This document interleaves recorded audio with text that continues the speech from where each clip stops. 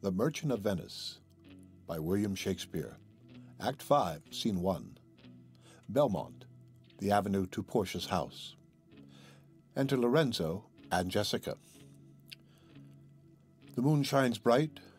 In such a night as this, when the sweet wind did gently kiss the trees, and they did make no noise. In such a night, Troilus, methinks, mounted the Trojan walls, and sighed his soul towards the Grecian tents, where Cressid lay that night. In such a night did Thisbe fearfully o'ertrip the dew, and saw the lion's shadow ere himself, and ran dismayed away. In such a night stood Dido with a willow in her hand upon the wild sea banks, and waft her love to come again to Carthage. In such a night Medea gathered the enchanted herbs that did renew old Jason. In such a night did Jessica steal from the wealthy Jew, and with an unthrift love did run from Venice as far as Belmont. In such a night did young Lorenzo swear he loved her well, stealing her soul with many vows of faith, and ne'er a true one. In such a night did pretty Jessica, like a little shrew, slander her love, and he forgave it her.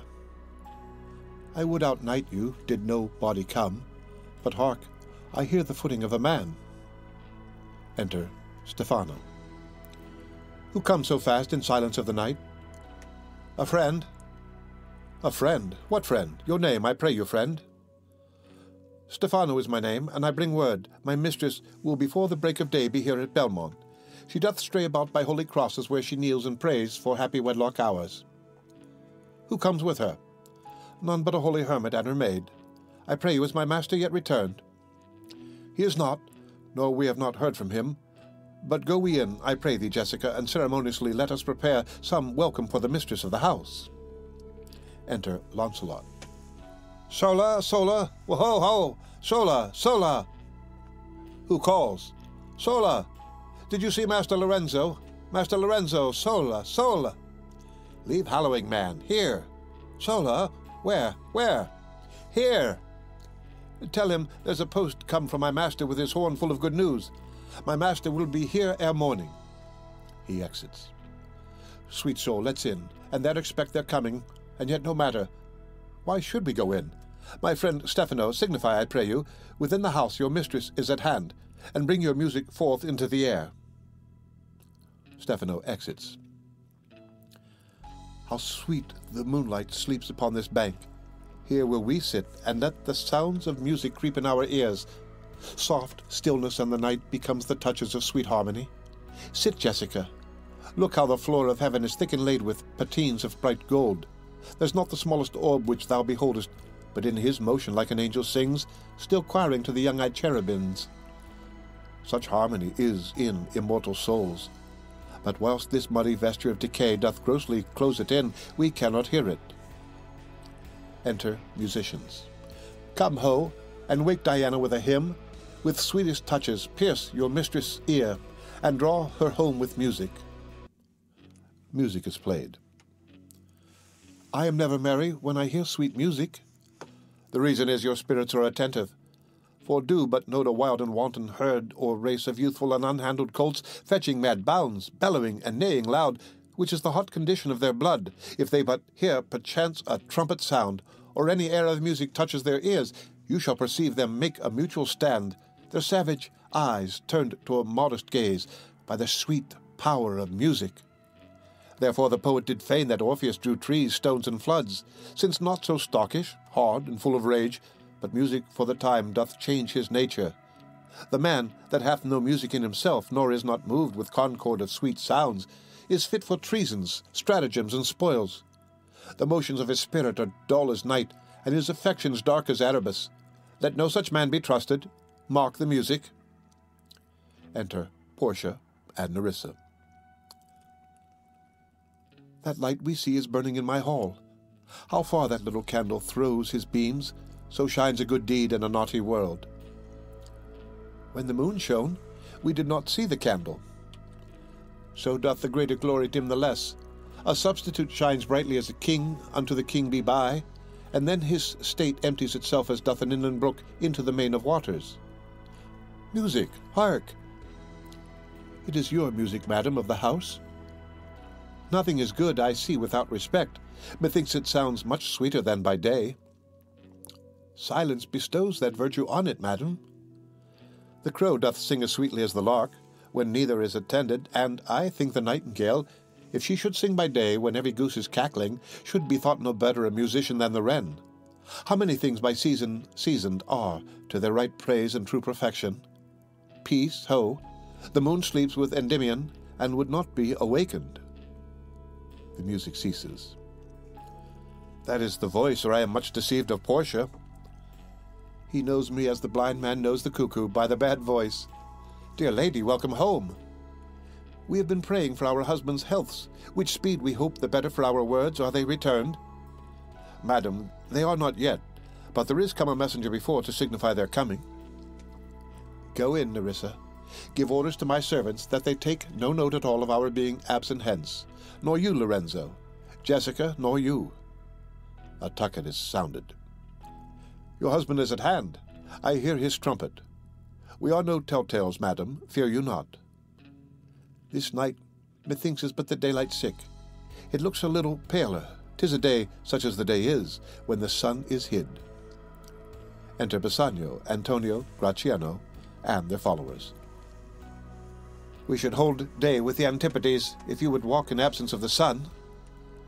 Let me give light, but let me not be light, for a light wife doth make a heavy husband. And never be, Bassanio, so for me, but God sort all. You are welcome home, my lord. I thank you, madam. Give welcome to my friend. This is the man, this is Antonio, to whom I am so infinitely bound. You should, in all sins, be much bound to him, for as I hear, he was much bound for you. No more than I am well acquitted of. Sir, you are very welcome to our house. It must appear in other ways than words, therefore I scant this breathing courtesy. By yonder moon, I swear you do me wrong. In faith, I give it to the judge's clerk. Were he were gelt that had it for my part, since you do take it, love, so much at heart. A quarrel? Oh, already, what's the matter? About a hoop of gold, a paltry ring that she did give me, whose posy was for all the world like cutler's poetry upon a knife. Love me, and leave me not. What talk you of the posy or the value? You swore to me when I did give it to you, that you would wear it till your hour of death, and that it should lie with you in your grave, though not for me, yet for your vehement oaths you should have been respective and have kept it. Gave it to a judge's clerk. No, God's my judge, the clerk will ne'er wear hair on one's face that had it. He will, and if he lived to be a man. Aye, if a woman lived to be a man. Now by this hand, I gave it to a youth, a kind of boy, a little scrubbed boy, no higher than thyself, the judge's clerk, a prating boy that begged it as a fee. I could not from my heart deny it him. You were to blame, I must be plain with you, to part so lightly with your wife's first gift, a thing stuck on with oaths upon your finger, and so riveted with faith unto your flesh. I gave my love a ring, and made him swear never to part with it, and here he stands. I dare be sworn for him he would not leave it, nor pluck it from his finger, for the wealth that the world masters. Now, in faith, Gratiano, you give your wife too unkind a cause of grief, and 'twere to me I should be mad at it. Bassanio speaks aside. Why, I were best to cut my left hand off and swear I lost the ring defending it. My lord Bassanio gave his ring away unto the judge that begged it, and indeed deserved it too, and then the boy, his clerk, that took some pains in writing, he begged mine, and neither man nor master would take aught but the 2 rings. What ring gave you, my lord? Not that, I hope, which you received of me. If I could add a lie unto a fault, I would deny it. But you see my finger hath not the ring upon it. It is gone. Even so void is your false heart of truth? By heaven, I will ne'er come in your bed until I see the ring, nor I in yours till again I see mine. Sweet Portia, if you did know to whom I gave the ring, if you did know for whom I gave the ring, and would conceive for what I gave the ring, and how unwillingly I left the ring, when naught would be accepted but the ring, you would abate the strength of your displeasure. If you had known the virtue of the ring, or half her worthiness that gave the ring, or your own honour to contain the ring, you would not then have parted with the ring. What man is there so much unreasonable? If you had pleased to have defended it with any terms of zeal, wanted the modesty to urge the thing held as ceremony? Nerissa teaches me what to believe. I'll die for it, but some women had the ring. No, by my honour, madam, by my soul. No woman had it but a civil doctor, which did refuse 3,000 ducats of me, and begged the ring, the which I did deny him, and suffered him to go displeased away. Even he that did uphold the very life of my dear friend. What should I say, sweet lady? I was enforced to send it after him. I was beset with shame and courtesy. My honour would not let ingratitude so much bespirit. Pardon me, good lady, for by these blessed candles of the night, had you been there, I think you would have begged the ring of me to give the worthy doctor. Let not that doctor e'er come near my house, since he hath got the jewel that I loved, and that which you did swear to keep for me. I will become as liberal as you. I'll not deny him anything I have, no, not my body, nor my husband's bed. Know him I shall, I am well sure of it. Lie not a night from home, watch me like Argus. If you do not, if I be left alone, now, by mine honour, which is yet mine own, I'll have that doctor for my bedfellow. And I his clerk, therefore be well advised how you do leave me to mine own protection. Well do you so. Let not me take him then, for if I do, I'll mar the young clerk's pen. I am the unhappy subject of these quarrels. Sir, grieve not you. You are welcome notwithstanding. Portia, forgive me this enforced wrong, and in the hearing of these many friends I swear to thee, even by thine own fair eyes wherein I see myself. Mark you but that, in both my eyes he doubly sees himself, in each eye one. Swear by your double self, and there's an oath of credit. Nay, but hear me. Pardon this fault, and by my soul I swear I never more will break an oath with thee. I once did lend my body for his wealth, which but for him that had your husband's ring had quite miscarried. I dare be bound again, my soul upon the forfeit that your lord will never more break faith advisedly. Then you shall be his surety. Give him this, and bid him keep it better than the other. Here, Lord Bassanio, swear to keep this ring. By heaven, it is the same I gave the doctor. I had it of him.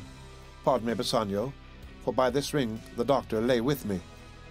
And pardon me, my gentle Gratiano, for that same scrubbed boy, the doctor's clerk, in lieu of this last night, did lie with me. Why, this is like the mending of highways in summer, where the ways are fair enough. What are we, cuckolds ere we have deserved it? Speak not so grossly. You are all amazed. Here is a letter. Read it at your leisure. It comes from Padua, from Bellario. There you shall find that Portia was the doctor, Nerissa there her clerk. Lorenzo here shall witness I set forth as soon as you, and even but now returned. I have not yet entered my house. Antonio, you are welcome, and I have better news in store for you than you expect. Unseal this letter soon. There you shall find 3 of your argosies are richly come to harbour suddenly. You shall not know by what strange accident I chanced on this letter. I am dumb. Were you the doctor, and I knew you not? Were you the clerk that is to make me cuckold? Aye, but the clerk that never means to do it, unless he live until he be a man. Sweet doctor, you shall be my bedfellow. When I am absent, then lie with my wife. Sweet lady, you have given me my life and living, for here I read for certain that my ships are safely come to road. How now, Lorenzo? My clerk hath some good comforts too for you. Aye, and I'll give them him without a fee. There do I give to you and Jessica from the rich Jew a special deed of gift after his death of all he dies possessed of. Fair ladies, you drop manna in the way of starved people. It is almost morning, and yet I am sure you're not satisfied of these events at Fool. Let us go in, and charge us there upon interrogatories, and we will answer all things faithfully. Let it be so. The first interrogatory that my Nerissa shall be sworn on is, whether till the next night she had rather stay or go to bed now, being 2 hours to day. But whether day come, I should wish it dark, that I were couching with the doctor's clerk. Well, while I'll live, I'll fear no other thing so sore as keeping safe Nerissa's ring. All exit. The end of Act 5, and the end of The Merchant of Venice by William Shakespeare. Read by Rick